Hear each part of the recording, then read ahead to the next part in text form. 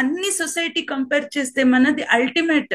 ఎందుకంటే మన పిఎస్ఎస్ఎం లో ఉన్నంత మాస్టర్స్ ఏ సొసైటీలో లేదు. వాళ్ళ గురువులు ఏం చెప్పారు దానికే ఒక బార్డర్లో వేసుకుని ఉన్నారు. కానీ మన పత్రి సార్ మనకి ఇచ్చింది ఒక అదృష్టం. అంటే ఎవరికి బౌండరీ లైన్ ఇవ్వలేదు, మన రియల్ క్వాలిటీని బయట తెచ్చారు.